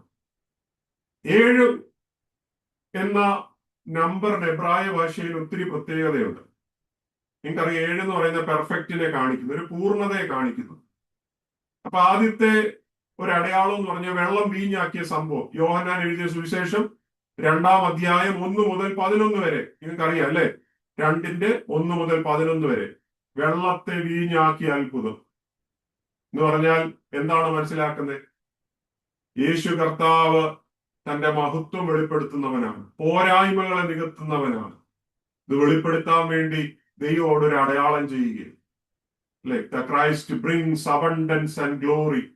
എവിടെ പോരായ്മകളുണ്ടോ പോരായ്മയെ നികത്തുന്ന ഒരു കർത്താവിനെ നമ്മൾ സേവിക്കുന്നു. ഇനി യോഹന്നാന്റെ സുവിശേഷം 4-ാം അധ്യായത്തിന്റെ 46 മുതൽ 54 വരെ, ചാപ്റ്റർ 4 വേഴ്സ് 46 to 54, അവിടെ രാജഭൃത്യന്റെ മകനെ സൗഖ്യമാക്കുന്ന ഒരു അടയാളം അവിടെ കാണുന്നുണ്ട്. അത് ആ ഒരു രോഗി തന്റെ ഫ്രണ്ടിൽ വന്നിട്ടല്ല, വീട്ടിൽ കിടക്കുകയാണ്. ആ വ്യക്തിയെ കർത്താവിന്റെ ഒരു വാക്കുകൊണ്ട് സൗഖ്യമാക്കുക. ഈ അടയാളം കാണിച്ചുകൊണ്ട് കർത്താവ് എന്നാ പറയുന്നത്? The power of god operates across distance. വിദൂരതയിൽ പ്രവർത്തിക്കുന്ന ഒരു ദൈവം. അതുകൊണ്ട് ദൈവമക്കൾ ഒരു കാര്യത്തിൽ ധൈര്യം പ്രാപിക്കണം. നിങ്ങൾ നിങ്ങളുടെ മുറിയിലിരുന്നോ, നിങ്ങളുടെ ജോലി സ്ഥലത്തിരുന്നോ, സഭയിലിരുന്നോ നിങ്ങൾ പ്രാർത്ഥിക്കുമ്പോൾ വിദൂരതയിലായിരിക്കുന്നവരുടെ ശരീരത്തിലും അത്ഭുതം ചെയ്യുവാൻ നമ്മൾ സേവിക്കുന്ന ദൈവം വിശ്വസ്തൻ. നമ്മുടെ ദൈവം ദൂരവ്യാപകമായി, അവന് ബൗണ്ടറീസ് വിഷയമല്ല. സ്തോത്രം. ഈ 2-ാമത്തെ അടയാളത്തിലൂടെ അതാണ് ദൈവം നമുക്ക് പറഞ്ഞിരുന്ന ഒരു ആശയം. 3-ാമത്തെ ഒരു അടയാളം കാണുന്നത് യോഹന്നാൻ 5-ാം അധ്യായം 1 മുതൽ 15 വരെയാണ്. Chapter 5 verse 1 to 15. ബെത്സയിദയിലെ വിടുതലിനെ കുറിച്ചാണ് കാണുന്നത്. ബെത്സയിദയിലെ വിടുതൽ. അവിടെ എന്താ മനസ്സിലാക്കുന്നത്? ദീർഘനാളായി സഹായമില്ലാതെ കിടന്ന ഒരു വ്യക്തി, ഒരു മനുഷ്യനിലും ദയ തോന്നാതെ നിരാലംബനായി കിടന്ന വ്യക്തി യേശു സൗഖ്യമാക്കിയ ചരിത്രം അവിടെ കാണുന്നു, അല്ലേ? എന്താ പ്രിയപ്പെട്ടവരെ, നമുക്കുള്ള ആശയം എന്താ? ജീവിതത്തിൽ ദീർഘവർഷങ്ങളായി നിങ്ങൾ പ്രാർത്ഥിച്ച് വിടുതൽ ലഭിക്കാത്ത, എല്ലാവരും ഉപേക്ഷിച്ചു കഴിഞ്ഞ വിഷയങ്ങളാണെങ്കിലും നിങ്ങൾ സേവിക്കുന്ന ദൈവത്തിന് പഴക്കം ചെന്ന വിഷയങ്ങൾ പോലും ചെയ്യുവാൻ നമ്മുടെ ദൈവത്തിന് കഴിയും. അത്ഭുതം പ്രവർത്തിപ്പാൻ ദൈവത്തിന് കഴിയും. ആരൊക്കെ തള്ളിക്കളഞ്ഞ വിഷയങ്ങളാണെങ്കിലും ബെത്സയിദയിലെ കുരുടനെ സൗഖ്യമാക്കിയ ദൈവം, ബെത്സയിദയിലെ സ്തോത്രം കുളക്കടയിൽ കിടന്ന ആ രോഗിയെ സൗഖ്യമാക്കിയ ഒരു ദൈവം നമ്മുടെ പോരായ്മകളെയും സൗഖ്യമാക്കുവാൻ ശക്തനായ ദൈവമെന്ന് നമുക്കറിയാം, അല്ലെ? ഒരിക്കലും അവൻ എഴുന്നേറ്റ് നടക്കത്തില്ല എന്ന് പറഞ്ഞ് തളർവാദമായി കിടന്ന ഒരു വ്യക്തി, സകലവരാലും ഉപേക്ഷിക്കപ്പെട്ടവൻ, എല്ലാവരും റിജക്ട് ചെയ്തവൻ ദൈവം സൗഖ്യമാണ്. അപ്പൊ പഴക്കം ചെന്ന വിഷയം ദൈവത്തിന് വിഷയമല്ല. 4-ാമത്തെ ഒരു സൈൻ എന്ന് പറഞ്ഞാൽ 6-ാം അധ്യായത്തിനകത്ത്, 6-ാം അധ്യായം 1 മുതൽ 14 വരെ, ചാപ്റ്റർ 6 വേഴ്സ് 1 to 14. അവിടെ കാണുന്ന 5000 പേർക്ക് ഭക്ഷണം ഒരുക്കുന്നു. അതിലൂടെ എന്താണ് സന്ദേശം ദൈവം തരുന്നത്?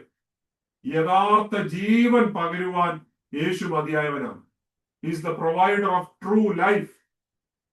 അവൻ സത്യത്തിന്റെ ജീവൻ പകരുന്നവൻ, യഥാർത്ഥ ജീവൻ പകരുന്നവൻ.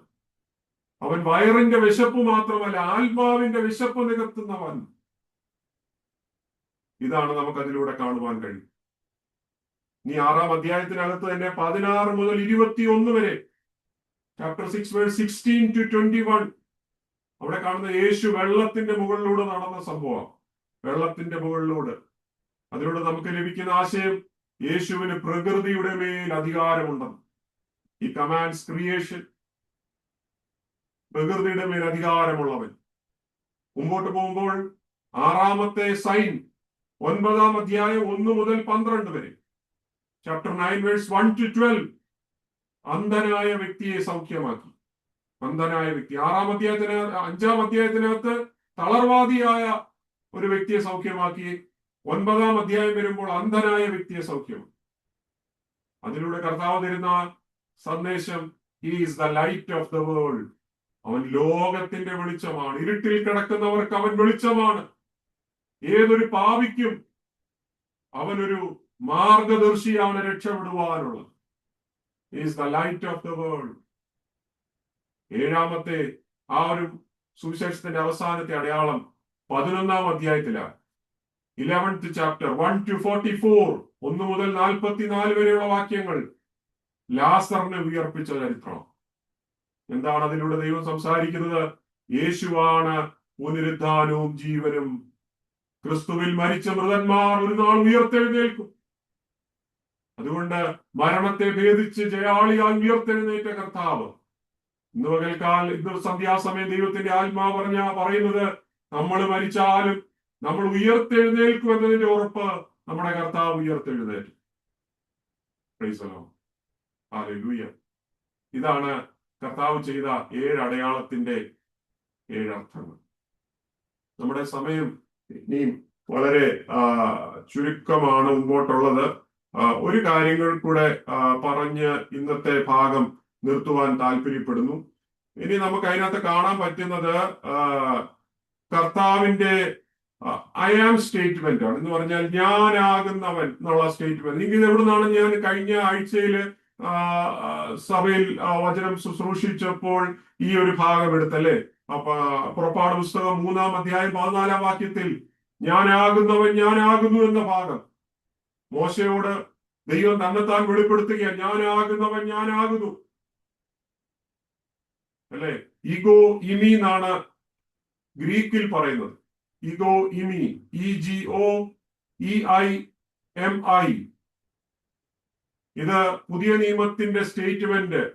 യേശു കർത്താവ് ദൈവമാണെന്നുള്ളതിന്റെ വ്യക്തമായ സ്റ്റേറ്റ്മെന്റ് നമുക്ക് യോഹന്നാന്റെ സുവിശേഷത്തിനകത്താണ് കാണുന്നത്.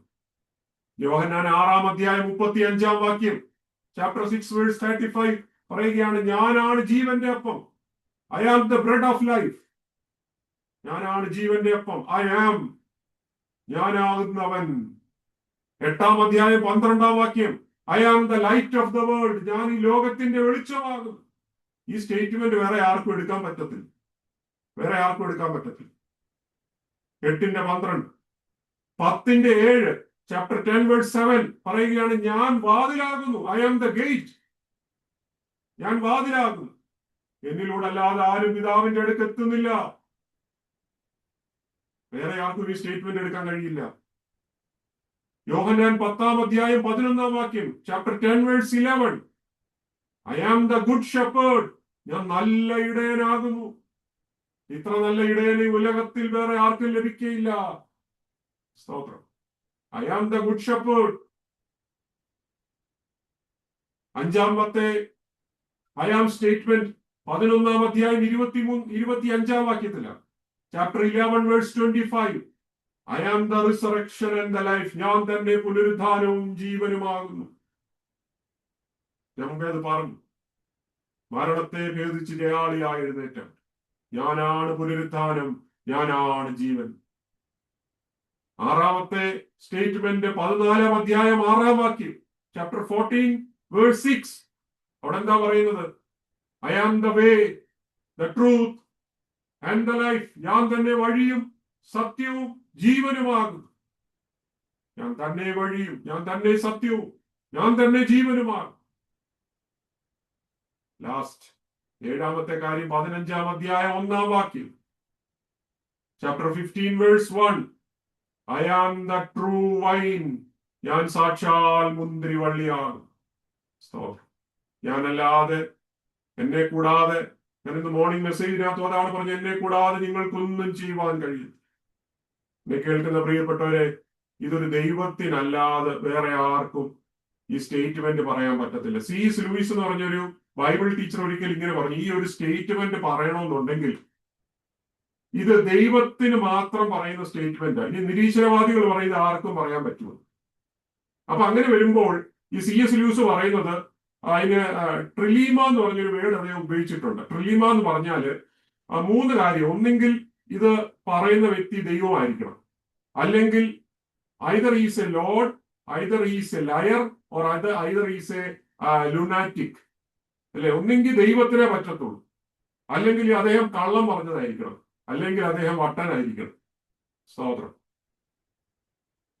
അപ്പൊ അങ്ങനെയാണെങ്കിൽ യേശു കർത്താവിനെ സംബന്ധിച്ചിടത്തോളം ലയറും ലുനാറ്റിക്കും ചേരത്തില്ല. അല്ലെ, നമുക്കാർക്കും ഈ സ്റ്റേറ്റ്മെന്റ് പറയാൻ പറ്റത്തില്ല. കാരണം നമുക്കെല്ലാം പോരായ്മകളുള്ളതാണ്. അല്ലേ, ഞാൻ തന്നെ പുനരുദ്ധാനവും ജീവനും ആകുന്നു എനിക്ക് പറഞ്ഞു കഴിഞ്ഞാൽ എനിക്ക് ഒരാളെ പോലും ഉയർപ്പിക്കാൻ കഴിയത്തില്ല. അപ്പൊ തന്നെ എന്റെ സ്റ്റേറ്റ്മെന്റ് പരാജയപ്പെട്ടു പോയി. അല്ലേ, അതുകൊണ്ടാണ് C.S. ലൂയിസ് പറയുന്നത്, ഒന്നെങ്കിൽ ഈ സ്റ്റേറ്റ്മെന്റ് പറഞ്ഞ ആള് തലയ്ക്ക് പ്രശ്നമുള്ള ആളായിരിക്കും, അല്ലെങ്കിൽ ഈ സ്റ്റേറ്റ്മെന്റ് പറഞ്ഞ ആള് കള്ളം പറഞ്ഞതായിരിക്കും. ഇവ രണ്ടും ഒക്കത്തില്ലെങ്കിൽ ഈ സ്റ്റേറ്റ്മെന്റ് ചേരുന്ന ഒരാൾക്ക് മാത്രമേ ഉള്ളൂ, അവൻ ദൈവമായിരിക്കും. ഇന്ന് പകൽക്കാലം എന്റെ വാക്കുകളോട് ചുരുക്കുമ്പോൾ ദൈവമക്കളെ നിങ്ങളോട് പറയട്ടെ, നമ്മുടെ ഇൻട്രഡക്ഷൻ സ്റ്റേജിൽ നമ്മൾ എന്താ മനസ്സിലാക്കിയത്? ഇത് വളരെ ശ്രേഷ്ഠമായ ഒരു സുവിശേഷമാ. യേശുവിന്റെ ദൈവപുത്രൻ എന്ന് വെളിപ്പെടുത്തിയ ഒരു ഗോസ്പലാണ് ദ ഗോസ്പൽ ഓഫ് ജോൺ എന്ന് പറയുന്നത്. എന്തെങ്കിലും നിങ്ങൾക്ക് സംശയങ്ങളുണ്ടെങ്കിൽ ഒരു നിമിഷം നിങ്ങൾക്ക് സമയം വേർതിരിക്കുന്നു, 5 മിനിറ്റ് നിങ്ങൾക്ക് പറയാനുള്ള സ്വാതന്ത്ര്യമുണ്ട്, ചോദിക്കാനുള്ള സ്വാതന്ത്ര്യമുണ്ട്. എന്തെങ്കിലും ഡൗട്ട്സ് ഉണ്ടോ?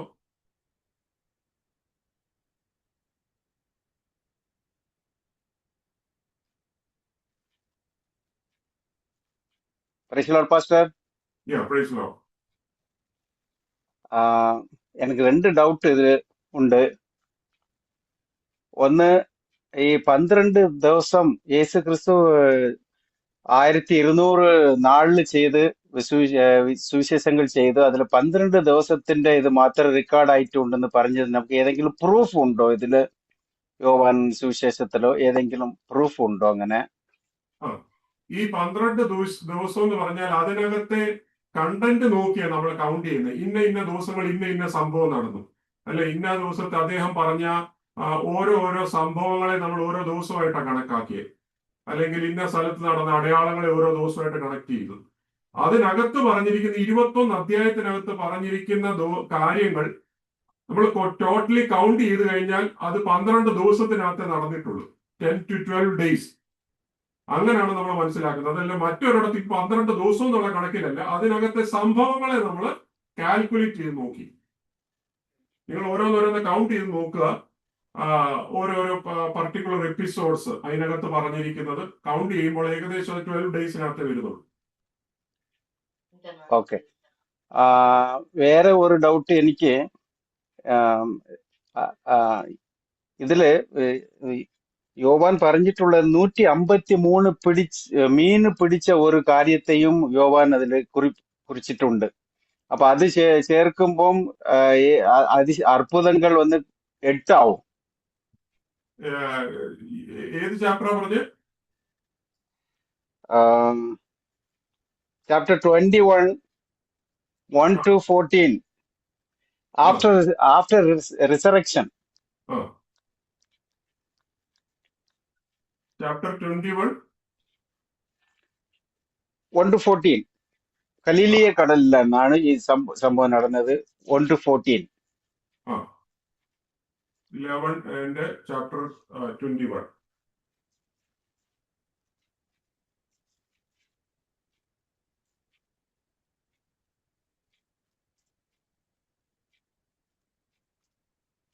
ആ കടലിൽ ചെന്ന് അവർ മീൻ പിടിക്കാൻ പറഞ്ഞ് അപ്പൊ കിട്ടിയ മീനാണ് അവിടെ പറഞ്ഞിരിക്കുന്നത് 153 മീൻ. അത് എന്തുകൊണ്ടാണ് ഇതിനകത്ത് വരാഞ്ഞെന്ന് ചോദിച്ചാല്, അതൊരു അത്ഭുതം ചെയ്യാൻ വേണ്ടി ആയിരുന്നില്ല കർത്താവ് അവിടെ, മീൻസ് അങ്ങനെ ഒരു സാധ്യതയ്ക്ക് വേണ്ടി അല്ല കർത്താവ് അവിടെ പോയത്. ശരിക്കും അവരെ എന്താ പറയാ, അവർക്കൊരു സന്ദേശം കൊടുക്കാൻ വേണ്ടിയായിരുന്നു. നിങ്ങൾ ഇപ്പം ഈ വെള്ളത്തെ വീഞ്ഞാക്കിയ ഒരു സന്ദർഭം ഉദാഹരണത്തിന് പറഞ്ഞാൽ ഫസ്റ്റ് അടയാളം അല്ലെ, വെള്ളം വീഞ്ഞാക്കി, അത് അവിടെ ആ ഒരു ലക്ഷ്യത്തിന് വേണ്ടിയാണ് ആ ഒരു പർട്ടിക്കുലർ സൈൻ അവിടെ നടന്നത്. മനസ്സിലായി? ആ ഒരു കോണ്ടക്സ്റ്റിനകത്തെ മെയിൻ ഹൈലൈറ്റ് ചെയ്ത് നിൽക്കുന്ന ഒരു സന്ദർഭം അതാണ്. പക്ഷെ എന്നാൽ ഇവിടെ കാണുന്ന 21-ാം അധ്യായത്തിനകത്ത് താങ്കൾ പറഞ്ഞതിനകത്ത് അതൊരു നമുക്ക് വേണമെങ്കിൽ എടുക്കാമെങ്കിലും ഈ ഒരു 7 അത്ഭുതങ്ങളിനകത്ത് അത് ഒതുക്കുന്നതിന്റെ കാര്യം, ഇതിനകത്ത് ഇവര് വിശ്വാസത്തിൽ നിന്ന് പുറകോട്ട് പോയി. ഈ ശിഷ്യന്മാര് വിശ്വാസത്തിൽ നിന്ന് പുറകോട്ട് പോയി. അവരെ എന്താ പറയാ, അവരെ വീണ്ടും റെസ്റ്റോർ ചെയ്യാൻ വേണ്ടിയാണ് ഈ ഒരു 21th ചാപ്റ്റർ എഴുതപ്പെട്ടതെന്നാണ് അതിനകത്ത് കൂടുതൽ വചന പണ്ഡിതാക്കന്മാരെ കുറച്ചുകൂടെ എംഫസൈസ് ചെയ്ത് പറയുന്നത്. അതുകൊണ്ട് അതൊരു സൈനായിട്ട് ഇതിനകത്ത് അവിടെ കണക്കാക്കിയിട്ടില്ല. മറ്റേന്ന് പറഞ്ഞാൽ ഒരു വ്യക്തിയുടെ മകനെ സൗഖ്യമാക്കി, അല്ലെ ബെത്സൈദയിലെ തളർവാദിയെ ഉയർപ്പിച്ചു, 5000 പേർക്ക് ഭക്ഷണം കൊടുത്തു. ഇതെല്ലാം ആ ഒരു അത്ഭുതത്തിന്, ആ ഒരു സൈൻ ഇമ്പോർട്ടൻസ് കൊടുത്തുകൊണ്ടാണ് ചെയ്തത്.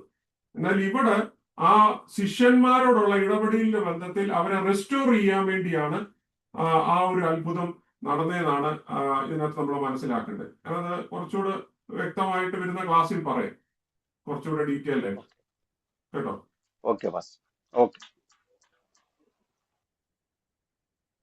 മറ്റെന്തെങ്കിലും ആർക്കെങ്കിലും ഉണ്ടോ? ഓക്കെ, ഇല്ല എന്ന് കരുതുന്നു. അങ്ങനെയാണെങ്കിൽ നമുക്ക് ഇന്നത്തെ ക്ലാസ് പ്രാർത്ഥിച്ച് വൈൻഡപ്പ് ചെയ്യാം. വരുന്ന ക്ലാസ്സിൽ എല്ലാവരും പങ്കെടുക്കുവാൻ ദൈവനാമത്തിൽ ശ്രമിക്കുക. ഞാൻ നിങ്ങൾക്ക് ഒരു അസൈൻമെന്റ് തരാം. ആ വാക്യം നിങ്ങൾ വായിച്ചുകൊണ്ട് വരിക. ജോൺ ചാപ്റ്റർ, ഒരു സെക്കൻഡ്, 1-ാം അധ്യായം 1 മുതൽ 18 വരെയുള്ള വാക്യങ്ങൾ കേട്ടോ. യോഹന്നാന്റെ സുവിശേഷം 1-ാം അധ്യായം 1 മുതൽ 18 വരെ. 1-ാം അധ്യായം 1 മുതൽ 18 വരെ. ഓക്കെ, നമുക്ക് നമ്മുടെ പ്രസാദ് പ്രാർത്ഥിച്ച് ഇന്നത്തെ മീറ്റിംഗ് നമുക്ക് വൈൻഡപ്പ് ചെയ്യാം. ஸ்தோத்திரிக்கிறோம் பிதாவே, ஸ்தோத்திரிக்கிறோம் ஆண்டவரே. நல்ல நாளுக்காக நன்றியோடு துதிக்கிறோம், ஸ்தோத்திரிக்கிறோம் ஆண்டவரே. இந்த நாளிலும் ஆண்டவரே அப்பா, முதல் நாள் ஆண்டவரே கடந்து வந்த ஆண்டவரே, நம்முடைய வசனங்களை கேட்கும்படியாக ஆண்டவரே, இந்த பைபிள் ஸ்டடி நடக்கும்படியாகவும் நீர் எங்களுக்கு கொடுத்த கிருபைக்காக உங்களுக்கு நன்றி ராஜா ஆண்டவரே. அப்பா, இந்த நாளிலும் ஆண்டவரே கேட்ட வசனங்கள் ஆண்டவரே எங்களுடைய ஒவ்வொருடைய ஜீவிதத்திற்கும் பிரயோஜனத்துக்குரிய நிலையில் ஆண்டவரே அப்பா, நாங்கள் நித்திய ஜீவனுக்குரியவர்களாக மாறத்தக்க நிலையில் ஆண்டவரே நீர் எங்கள் ஒவ்வொருவருக்குள்ளும் நீர் கிருபை செய்தர வேண்டுமா ஜெபிக்கிறேன் ஆண்டவரே. அப்பா, யோவான் சுவிசேஷத்தை குறித்து ஆண்டவரே அப்பா, சோதரி யோவானை குறித்தும் ஆண்டவரே அநேக காரியங்களை ஆண்டவரே நாங்கள் அறிந்து கொள்ளும்படியாக நீர் எங்களுக்கு கொடுத்த கிருபைக்காக உமக்கு நன்றி ராஜா ஆண்டவரே. அப்பா, நாட்களிலும் ஆண்டவரே அப்பா அம்மை ஸ்தோத்திரிக்கிற ஆண்டவரே, கேட்ட வசனத்தின் பிரகாரம் ஆண்டவரே அப்பா, நீர் உங்களுடைய வசனங்களை விசுவாசித்து அவருடைய நாமத்தினால் நித்திய ஜீவனை அடையும்படி ஆண்டவரே அப்பா, ஸ்தோத்திரிகளுக்கு எழுதப்பட்டிருக்கிறது என்று சொன்ன வார்த்தையின் பிரகாரம் ஆண்டவரே, இந்த வசனங்கள்லாம் ஆண்டவரே நாங்கள் இந்த நாட்களில் நித்திய ஜீவனுக்குரியவர்களாக மாறத்தக்க நிலையில் ஆண்டவரே எங்கள் ஒவ்வொருவருக்குள்ளும் நீர் கிரியை செய்தல வேண்டுமா ஜெபிக்கிறேன் ஆண்டவரே. அப்பா, ஸ்தோத்திரிக்கிற ஆண்டவரே, நாங்கள் இந்த நாளிலும் ஆண்டவரே கேட்ட வசனங்கள் ஆண்டவரே அப்பா ஒரு நல்ல நிலத்தில் விழுந்த விதைகளாக ஆண்டவரே எங்களுக்கு பிரயோஜனத்துக்குரிய நிலையை மாற்ற வேண்டுமா ஜெபிக்கிறேன் ஆண்டவரே. அப்பா, அது மாத்திரமல்ல ஆண்டவரே, நாளிலும் ஆண்டவரே நடத்தின ஆண்டவரே புளியக்காரரை நீ பலப்படுத்தும் ஆண்டவரே, இன்னும் அநேகருக்கு பிரயோஜனத்துக்குரிய மாற்ற வேண்டுமா ஜெபிக்கிறேன் ஆண்டவரே. அப்பா, கேட்ட ஒவ்வொரு பிள்ளைகளையும் ஆசீர்வதி ராஜா ஆண்டவரே. அப்பா, கேட்டு ஆண்டவரே அப்பா, ஸ்தோத்திரிக்கிற ஆண்டவரே, இன்னும் ஆண்டவரே உமக்குள் வளரும்படி ஆகும் ஆண்டவரே. அப்பா, விசுவாசத்தில் வளரும்படி ஆகும் ஆண்டவரே, நித்திய ஜீவனுக்குரியவர்கள் மாறும்படி ஆகும் ஆண்டவரே, நீ கிருபை செய்தல வேண்டுமா ஜெபிக்கிறோம். உம்முடைய நாமம் மாத்திரம் மையப்பட்டு உம்முடைய கரத்தில் எங்களை தாழ்த்தி ஒப்பு கொடுக்கிறோம். எல்லா துதிக்கான மகிமை மிக்க செலுத்துகிறோம். இயேசு நாமத்தில் ஜெபிக்கிற நல்ல பிதாவே, ആമേൻ. ആമേൻ. Praise the lord. ഹല്ലേലൂയ. കർത്താവ് നമ്മളെ സഹായിക്കുമാറാകട്ടെ. നമ്മുടെ കർത്താവും യേശുക്രിസ്തുവിന്റെ കൃപയും പിതാവായ ദൈവത്തിന്റെ സ്നേഹവും ആശിസ് നമ്മളെ വഴി നടന്നു വിശുദ്ധാത്മാവിന്റെ സഹവാസവും കൂട്ടായ്മയും നമ്മൾ പ്രാർത്ഥിച്ച എല്ലാ വിഷയങ്ങളോടും ഇന്ന് കടന്നു വന്ന എല്ലാ ദൈവമക്കളോടും ലോകമെമ്പാടുമുള്ള സകല വിശുദ്ധന്മാരോടും ഇന്ന് മുതൽ നീക്കും കർത്താവിന്റെ വരവരെയും ഉണ്ടായിരിക്കുമാറാകട്ടെ. ആമേൻ. അടക്കപ്പെട്ട കുഞ്ഞാടിന്റെ മഹത്വം. Hallelujah, hallelujah, hallelujah. കർത്താവ് നമ്മളെ ധാരാളം സഹായിക്കുകയും അനുഗ്രഹിക്കുകയും ചെയ്യുമാറാണ്. God bless you.